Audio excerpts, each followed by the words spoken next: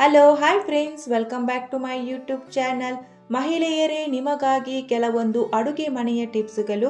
ಇದು ನಿಮಗೆ ತುಂಬ ಸಹಾಯವಾಗುತ್ತದೆ. ಸ್ಕಿಪ್ ಮಾಡದೆ ಪೂರ್ತಿಯಾಗಿ ವಿಡಿಯೋ ನೋಡಿ. ವಿಡಿಯೋ ಇಷ್ಟ ಆದರೆ ಲೈಕ್ ಮಾಡೋದನ್ನು ಮರಿಬೇಡಿ.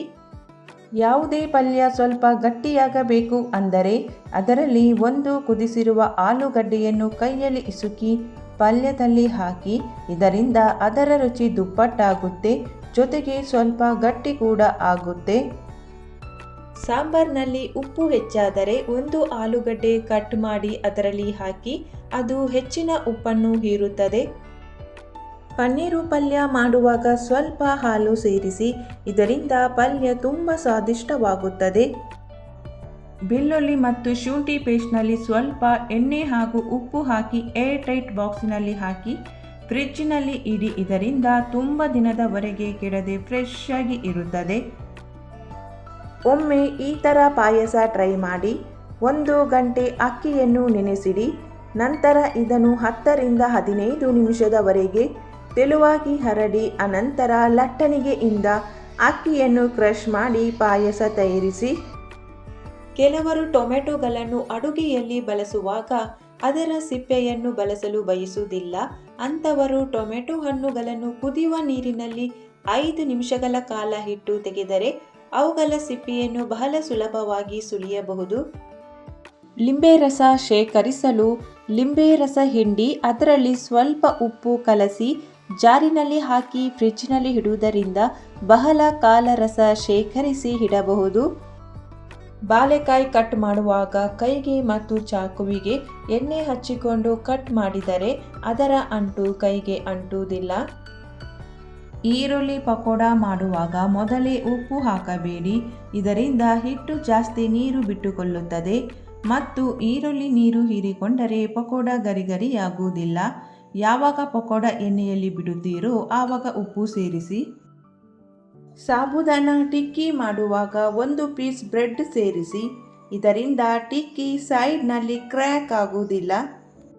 ಬ್ರೆಡ್ ಪಕೋಡ ಮಾಡುವಾಗ ಕಡಲೆ ಹಿಟ್ಟಿನಲ್ಲಿ ಸ್ವಲ್ಪ ರವೆ ಅಥವಾ ಅಕ್ಕಿ ಹಿಟ್ಟನ್ನು ಸೇರಿಸಿ. ಇದರಿಂದ ಪಕೋಡ ಗರಿಗರಿ ಆಗೋದಲ್ಲದೆ ರುಚಿಯಾಗಿ ಆಗುತ್ತದೆ. ಆಲೂಗಡ್ಡೆಯನ್ನು ಕಟ್ ಮಾಡಿದ ನಂತರ ತಣ್ಣೀರಿನಲ್ಲಿ ಇಟ್ಟು ನಂತರ ಒರೆಸಿ ಕರಿದರೆ ತುಂಬ ಗರಿಗರಿಯಾಗಿ ಇರುತ್ತವೆ. ಚಪಾತಿ ಮೃದುವಾಗಿ ಬರಬೇಕಾದರೆ ಹಿಟ್ಟಿಗೆ ಸ್ವಲ್ಪ ಹಾಲನ್ನು ಹಾಕಬೇಕು.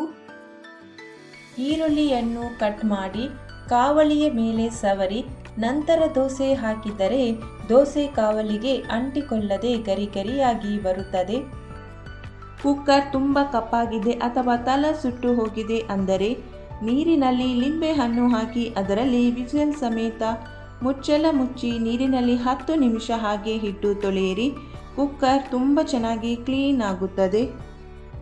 ಮಸಾಲೆ ದೋಸೆ ಮಾಡುವಾಗ ಸ್ವಲ್ಪ ಕಡಲೆಬೇಳೆ ಅಥವಾ ತೊಗರಿಬೇಳೆ ಸೇರಿಸಿ ರುಬ್ಬುವುದರಿಂದ ದೋಸೆಯ ಬಣ್ಣ ಚೆನ್ನಾಗಿರುತ್ತದೆ. ಬಜ್ಜಿ ಬೋಂಡ ಇವುಗಳನ್ನು ಮಾಡುವಾಗ ಕಡಲೆ ಹಿಟ್ಟಿನ ಜೊತೆಯಲ್ಲಿ 2 ರಿಂದ 3 ಟೇಬಲ್ ಚಮಚ ಅಕ್ಕಿ ಹಿಟ್ಟು ಹಾಕಿದರೆ ಗರಿಗರಿಯಾಗಿ ಆಗುತ್ತದೆ. ನಿಮ್ಮ ಅಡುಗೆ ಮನೆ ಸಿಂಕಿಗೆ ಆಗಾಗ ಬಿಸಿ ನೀರು ಹಾಕುತ್ತಾ ಇರಿ ಮತ್ತು ವಾರಕ್ಕೆ 1 ಬಾರಿಯಾದರೂ ಹರಳುಪ್ಪು ಹಾಕಿರಿ. ಇದರಿಂದ ನಿಮ್ಮ ಸಿಂಕಿನಲ್ಲಿ ತುಂಬ ಸರಳವಾಗಿ ನೀರು ಹರಿಯುತ್ತದೆ.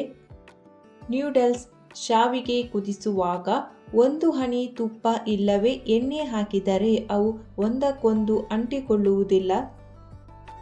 ಎಣ್ಣೆ ಚೆಲ್ಲಿದರೆ ಅದನ್ನು ಸ್ವಚ್ಛಗೊಳಿಸುವುದು ತುಂಬ ಕಷ್ಟ.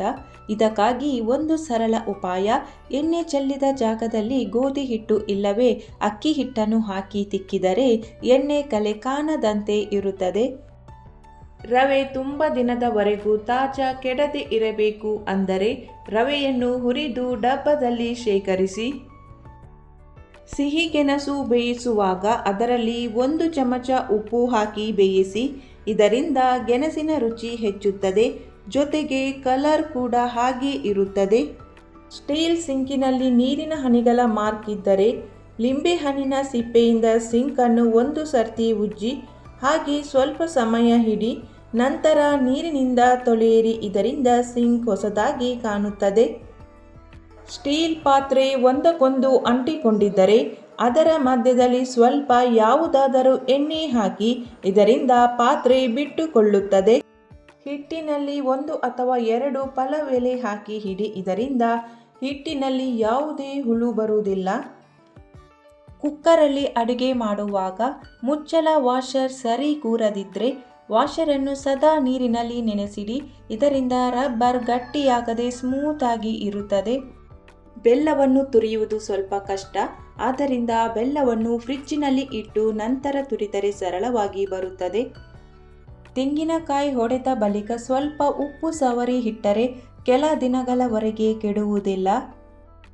ಮೆಣಸಿನಕಾಯಿಯನ್ನು ಕತ್ತರಿಸಲು ಕತ್ತರಿಯನ್ನು ಬಳಸಿ. ಇದರಿಂದ ಕೈ ಉರಿಯುವುದನ್ನು ತಪ್ಪಿಸಬಹುದು.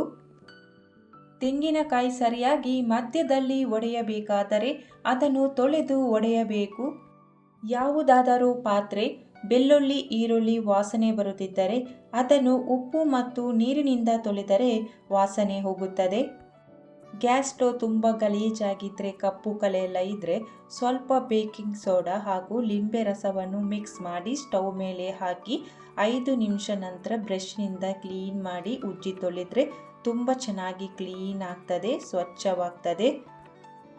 ಬಾಳೆಹಣ್ಣಿನ ಗೊಂಚಲನ್ನು ಯಾವುದಕ್ಕಾದರೂ ನೇತು ಹಾಕುವುದರಿಂದ 1 ವಾರ ಆರಾಮವಾಗಿ ಕೆಡದಂತೆ ಇಟ್ಟುಕೊಳ್ಳಬಹುದು.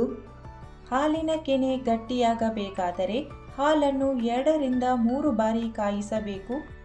ನೆಲ ಒರೆಸುವಾಗ ನೀರಿನಲ್ಲಿ ಸ್ವಲ್ಪ ಸೋಪಿನ ಪುಡಿ ಮತ್ತು ಸ್ವಲ್ಪ ಉಪ್ಪು ಹಾಕಿ ಒರೆಸಿದರೆ ನೆಲ ಚೆನ್ನಾಗಿ ಕ್ಲೀನ್ ಆಗುತ್ತದೆ. 2 ರಿಂದ 3 ಕರ್ಪೂರದ ತುಂಡುಗಳನ್ನು ಪುಡಿ ಮಾಡಿ ಮನೆಯಲ್ಲಿ ಕಾರ್ನರ್ಗಳಲ್ಲಿ ಚೆಲ್ಲುವುದರಿಂದ ಇರುವೆಗಳು ಜಿರಳೆಗಳು ಕಡಿಮೆಯಾಗುತ್ತವೆ. ಮನೆಯಲ್ಲಿ ಎಲ್ಲೆಲ್ಲ ಜಿರಳೆಗಳು ಇವೆ ನೋಡಿ, ಅಲ್ಲಿ ಕರ್ಪೂರವನ್ನು ಪುಡಿ ಮಾಡಿ ಹಾಕುವುದರಿಂದ ಜಿರಳೆಗಳು ಕಡಿಮೆಯಾಗುತ್ತವೆ. ಡೈನಿಂಗ್ ಟೇಬಲ್ ಮೇಲೆ 2-3 ಪುದೀನ ಎಲೆಗಳನ್ನು ಇಡುವುದರಿಂದ ನೊಣಗಳನ್ನು ತಡೆಯಬಹುದು. ಗೋಡಂಬಿ, ಬಾದಾಮಿ, ಒಣದ್ರಾಕ್ಷಿ ಇಂತಹ ಡ್ರೈ ಫ್ರೂಟ್ಸ್ ಇಡುವ ಬಾಕ್ಸಿನಲ್ಲಿ 1-2 ಲವಂಗ ಇಡಬೇಕು. ಕರ್ಪೂರದ ತುಂಡುಗಳು ಬೇಗ ಕರಗಿ ಹೋಗುತ್ತವೆ.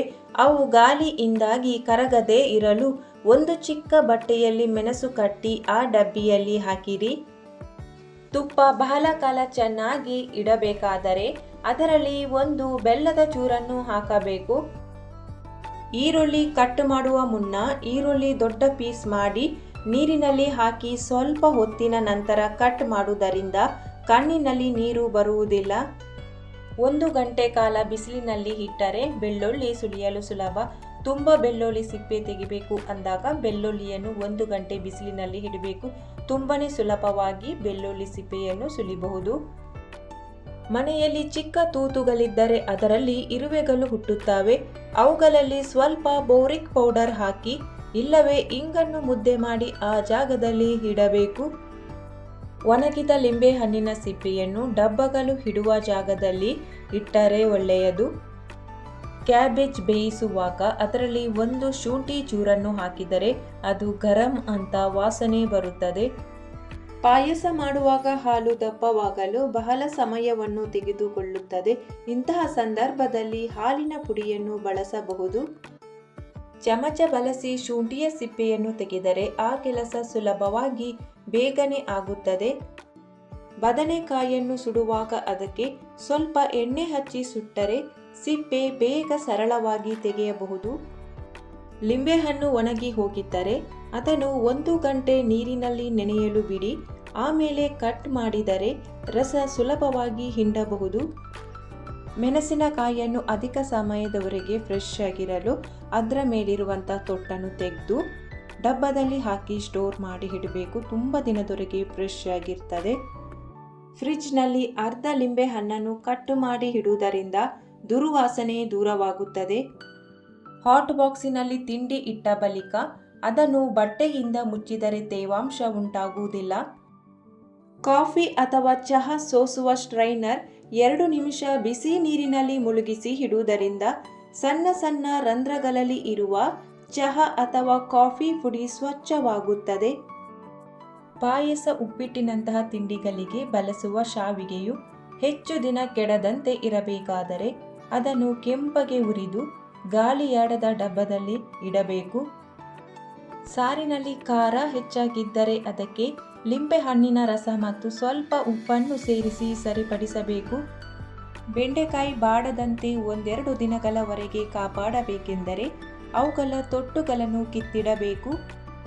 ನೀರನ್ನು ಕುದಿಸುವಾಗ ಪಾತ್ರೆಯನ್ನು ಮುಚ್ಚಿರಿ, ಇದರಿಂದ ನೀರು ಬೇಗನೆ ಬಿಸಿಯಾಗುತ್ತದೆ.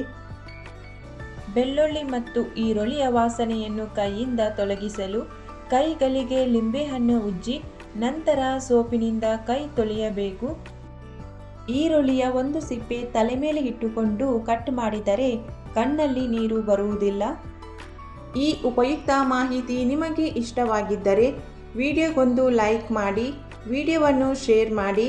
ಇಂತಹದೇ ಇನ್ನೂ ಹಲವಾರು ಉಪಯುಕ್ತ ಮಾಹಿತಿಗಾಗಿ ಈ ಚಾನಲನ್ನು ಸಬ್ಸ್ಕ್ರೈಬ್ ಮಾಡಿ. Thank you for watching.